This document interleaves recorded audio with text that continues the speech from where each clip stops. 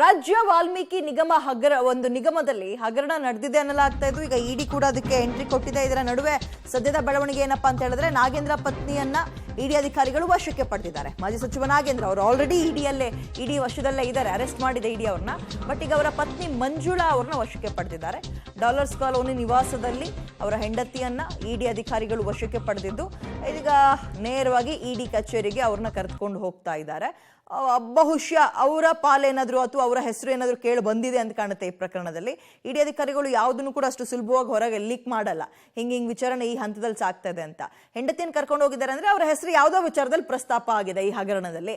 ಮುಖ್ಯ ಪಾತ್ರ ವಹಿಸಿದಾರೋ ಅಥವಾ ಏನೋ ಮತ್ತೊಂದೋ ಮಗದೊಂದೋ ಕೆಲವೊಂದು ಅನುಮಾನಗಳು ಬಂದಿರುತ್ತೆ, ಅಥವಾ ಸಾಕ್ಷಿಗಳು ಕೂಡ ಸಿಕ್ಕಿರುತ್ತೆ. ಈ ಬೆನ್ನಲ್ಲ ಇಡಿ ಅಧಿಕಾರಿಗಳು ಡಾಲರ್ಸ್ ಕಾಲೋನಿಯಲ್ಲಿರುವ ನಾಗೇಂದ್ರ ಅವರ ನಿವಾಸಕ್ಕೆ ಬಂದು ನಾಗೇಂದ್ರ ಅವರ ಹೆಂಡತಿ ಮಂಜುಳಾ ಅವ್ರನ್ನ ಅರೆಸ್ಟ್ ಮಾಡಿಕೊಂಡು ನೇರವಾಗಿ ಇಡಿ ಆಫೀಸಿಗೆ ಕರೆದುಕೊಂಡು ಹೋಗ್ತಾ ಇದ್ದಾರೆ.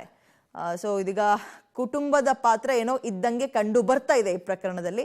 ಒಂದು ಕಡೆ ನಾಗೇಂದ್ರ ಅವ್ರನ್ನ ಇಡಿ ಅಧಿಕಾರಿಗಳು ಕೆಲ ದಿನಗಳ ಹಿಂದೆ ಅರೆಸ್ಟ್ ಮಾಡಿ ವಿಚಾರಣೆಯನ್ನು ನಡೆಸ್ತಾ ಇದ್ದಾರೆ. ಇದೀಗ ಅವರ ಹೆಂಡತಿಯನ್ನು ಕೂಡ ವಶಕ್ಕೆ ಪಡೆದುಕೊಂಡು ಹೋಗಿದ್ದಾರೆ. ಮುಂದಕ್ಕಷ್ಟೇ ಇದ್ರ ಬಗ್ಗೆ ಹೆಚ್ಚುವರಿ ಮಾಹಿತಿ ಸಿಗಬೇಕಾಗಿದೆ.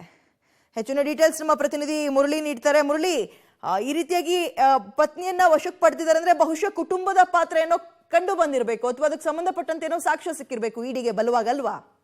ಖಂಡಿತವಾಗಿ ವಿದ್ಯಾ, ಯಾಕೆಂದ್ರೆ ಪ್ರಮುಖವಾಗಿ ಈ ಪ್ರಕರಣಕ್ಕೆ ಸಂಬಂಧಪಟ್ಟಂತೆ ಕೆಲವೊಂದು ಅಕೌಂಟ್ ಟ್ರಾನ್ಸಾಕ್ಷನ್ಗಳಿತ್ತು. ಅಕೌಂಟ್ ಟ್ರಾನ್ಸಾಕ್ಷನ್ಗಳನ್ನ ಕಳೆದ 4-5 ದಿನಗಳಿಂದ ಕೂಡ ಇಡಿ ಅಧಿಕಾರಿಗಳು ಕೆದಕ್ತಾ ಇದ್ರು. ಅದರಲ್ಲಿ ಮಂಜುಳಾ ಅವರ ಪಾತ್ರ ಏನಿದೆ ಅನ್ನೋದ್ರ ಬಗ್ಗೆ ಯಾವುದೇ ರೀತಿಯ ಸ್ಪಷ್ಟತೆಗಳು ಕೂಡ ಇಲ್ಲ. ಯಾಕೆಂದ್ರೆ ಇವತ್ತು ಇಡಿ ಅಧಿಕಾರಿಗಳು ಇಡಿ ಕಚೇರಿಯನ್ನು ಬಿಟ್ಟು ಹೊರಡೋ ಸಂದರ್ಭದಲ್ಲಿ ಒಂದಷ್ಟು ಸರ್ಚ್ ವಾರೆಂಟ್ ಅನ್ನು ಕೂಡ ತೆಗೆದುಕೊಂಡು ಹೋಗಿದ್ರು. ಜೊತೆಗೆ ಅವರನ್ನ ವಶಕ್ಕೆ ಪಡೆದುಕೊಳ್ಳೋದಕ್ಕೆ ಒಂದು ಕೋರ್ಟ್ನ ಪ್ರಕ್ರಿಯೆಗಳಿಂತ ಆ ಪ್ರಕ್ರಿಯೆಗಳನ್ನ ಮಾಡ್ಕೊಂಡು ಬಂದಿರೋಂಥದ್ದು. ಆ ಹಿನ್ನೆಲೆಯಲ್ಲಿ ಅವರನ್ನ ವಶಕ್ಕೆ ಪಡೆದುಕೊಂಡು ಈಗ ಇಡಿ ಕಚೇರಿಗೆ ಕರ್ತಂದು ಅಲ್ಲಿ ವಿಚಾರಣೆಯನ್ನ ಮಾಡುವಂಥದ್ದು. ಜೊತೆಗೆ ಅವರ ಬಳಿಯಲ್ಲಿ ಇದ್ದಂತ ಸಾಕ್ಷ್ಯಾಧಾರಗಳು ಮತ್ತು ಅವರ ಪಾತ್ರದ ಬಗ್ಗೆ, ಜೊತೆಗೆ ಅವರು ಈ ಪ್ರಕರಣದಲ್ಲಿ ಯಾವ ರೀತಿಯಲ್ಲಿ ಇನ್ವಾಲ್ವ್ಮೆಂಟ್ ಅನ್ನ ತೋರಿಸ್ತಾ ಇದ್ದಾರೆ, ಇದೆಲ್ಲದ್ರ ಬಗ್ಗೆ ಕೂಡ ಮಾಹಿತಿಗಳು ಬಹಿರಂಗ ಆಗ್ಬೇಕಿರುತ್ತದೆ. ಯಾಕಂದ್ರೆ ಅವರನ್ನ ವಿಚಾರಣೆಗೆ ಒಳಪಡಿಸಿದ ಬಳಿಕ ಅಷ್ಟೇ ಈ ಎಲ್ಲ ಮಾಹಿತಿಗಳು ಕೂಡ ಬಹಿರಂಗ ಆಗುವಂಥದ್ದು. ಸದ್ಯಕ್ಕೆ ಇಡಿ ಅಧಿಕಾರಿಗಳು ಇಡಿ ಕಚೇರಿಗೆ ಕರೆದುಕೊಂಡು ಬಂದ ಬಳಿಕ ಯಾವ ರೀತಿಯಲ್ಲಿ ಡೆವಲಪ್ಮೆಂಟ್ಗಳಾಗುತ್ತೆ ಮತ್ತು ಅವರ ಹೇಳಿಕೆಗಳೇನು, ಇವೆಲ್ಲದ್ರ ಬಗ್ಗೆ ಕೂಡ ಮಾಹಿತಿಗಳು ಸಿಗಬೇಕಾಗಿರುವಂತದ್ದು. ವಿದ್ಯಾ, ಥ್ಯಾಂಕ್ ಯು ತಮ್ಮ ಡೀಟೇಲ್ಸ್ಗೆ. ಸೊ ಮಂಜುಳಾ, ನಾಗೇಂದ್ರ ಅವರ ಮಾಜಿ ಸಚಿವ ನಾಗೇಂದ್ರ ಅವರ ಪತ್ನಿ, ಇಡಿ ಅಧಿಕಾರಿಗಳು ಇವತ್ತು ಕೆಲವು ಹೆಸರುಗಳನ್ನು ತಂದಿದ್ರಂತೆ ಸರ್ಚ್ ವಾರೆಂಟ್ ಇಟ್ಕೊಂಡು. ಅದ್ರಲ್ಲಿ ಇವ್ರ ಹೆಸರು ಇತ್ತು, ಇವ್ರನ್ನ ಕರ್ಕೊಂಡು ಹೋಗ್ತಾ ಇದ್ದಾರೆ. ಅಂದ್ರೆ